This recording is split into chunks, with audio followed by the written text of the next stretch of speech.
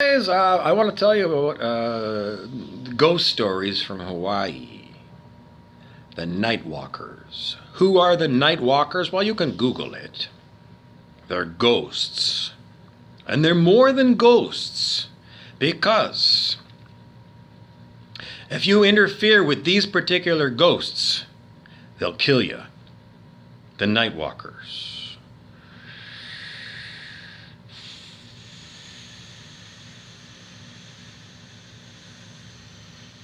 Why do I want to tell you about the night walkers? Because there's all kinds of stuff about Hawaiian history that isn't very pleasant. The Hawaiians were known to do horrible things in their warfare among each other. among each other. Horrible things they do in their warfare. Horrible killings and horrible mutilations. Horrible beyond belief, and yet that's human history, not just in Hawaii, but everywhere. So, the night walkers are these kind of people who lived vicious, violent warfare.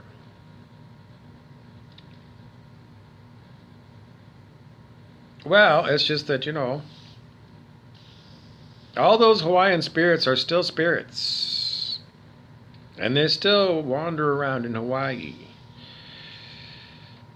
And they still expect that their laws from hundreds of years ago are still followed today by the humans in Hawaii. Are they? No, they're not.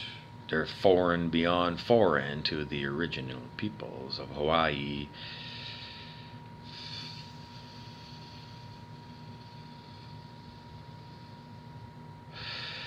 I don't know how to tell you all of this, but those spirits are not pleased. And they're warlike spirits, and they want a war. Who are they going to war against? Because they're ghosts. I don't know. Because everybody thinks that ghosts are like, they don't mean anything. But they used to be people, and they still think that they're people. These ghosts. And these fucking people that torture me by remote control every day don't want you to know the story about what goes on with the night walkers because they're shaking my camera. Because that's what they do. They shake me.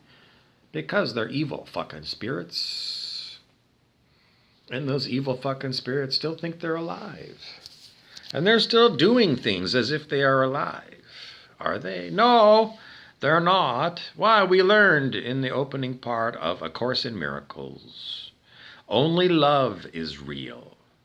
So what's going on planet Earth when we see nothing but lack of love? We are manifesting the carnal mind. Joel S. Goldsmith, spiritual teacher, tells us. The carnal mind is everything in mind that's not love. And that's what's manifesting on planet Earth all the time. Has something gone wrong? Yes, the calibrated level of consciousness on the scale of human consciousness of the humans here today is so fucking low that we keep manifesting things that aren't of love. It's low consciousness outpictures as evil. The carnal mind, for most people on planet Earth, is the real mind because we live in hell. And we all know it. How do you get out of hell? You must raise your consciousness on the scale of human consciousness. You must raise it way up, and everybody else must too, so that we can outpicture good in our world rather than so much evil. It's up to you. Because your experience is directly related to you where you are on the scale of human consciousness, and only you can change it. Only you can let go of your ego. Only you. Only you can make my dreams complete. Because I need all of you people to be at 540 or higher on the scale of human consciousness. Because we need an awful lot of love. And, I don't see people manifesting a lot of love. Because everyone ignores my calls for you to raise your consciousness and tame your ego. I don't know, an awful lot of resistance because people are so set in their ways and they don't want to change. They're complacent and they're old. I don't know, some of them are old at like 17 years old. Completely adopted the worst of the worst habits of the previous generations.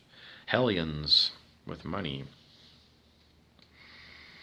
I can't help anybody out because I am peace. I can only tell you as a way shower, you need to be peace too. It means giving up a lot of your what? Nothing.